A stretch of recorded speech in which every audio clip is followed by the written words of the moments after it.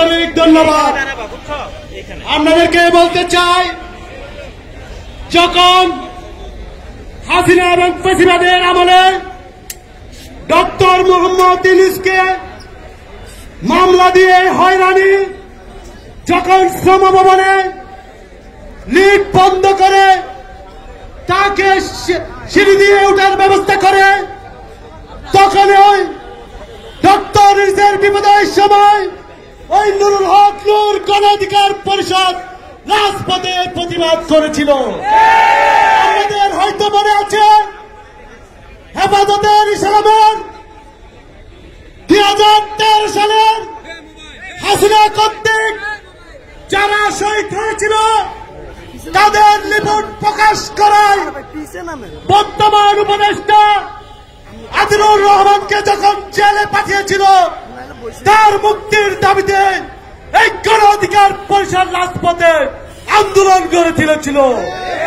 আপনাদের হয়তো মনে আছে, ডক্টর আসিফ নজরুলকে যখন তার ডিপার্টমেন্টে ছাত্রলীগ তালাবদ্ধ করে রেখেছিল, এই ছাত্র যুব অধিকার পরিষদের নেতা কর্মীরা এই ঢাকা বিশ্ববিদ্যালয়ে বুক চিতিয়ে লড়াই করেছিল।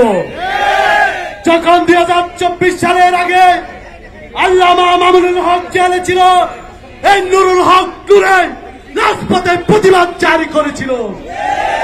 যখন জামাতকে নিয়ে কেউ কথা বলতেছিল না, একমাত্র নুরুল হক নূর প্রত্যেকটা সমাবেশে বক্তব্য এই জামাতের পক্ষ হয়ে কথা বলেছিল।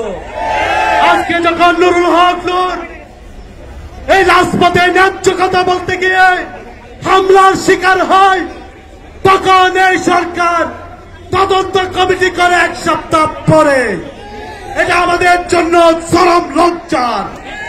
যেখানে হামলার ভিডিও আছে, যেখানে স্পষ্ট ফুটেজ আছে, যেখানে সকল তথ্য প্রমাণ আছে, সেখানে তদন্ত করতে 30 কার্য দিবসের দরকার কি? যদি সরকার নিন্দা জানায়, সরকারের প্রধান উপদেষ্টা নিন্দা জানায়, তাহলে বিচারটা করবে কে? তাহলে আমরা কি ধরে নিব ওই সেনাবাহিনী আরেকটা সরকার? সরকারের উপর কি আরেকটা সরকার আছে?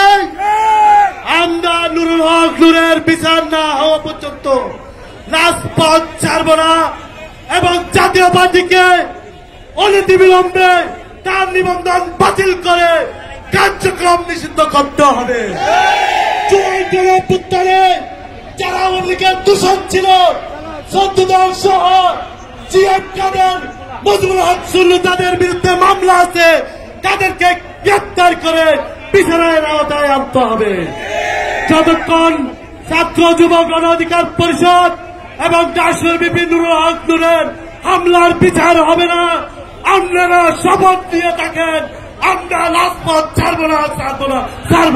ধন্যবাদ সবাই।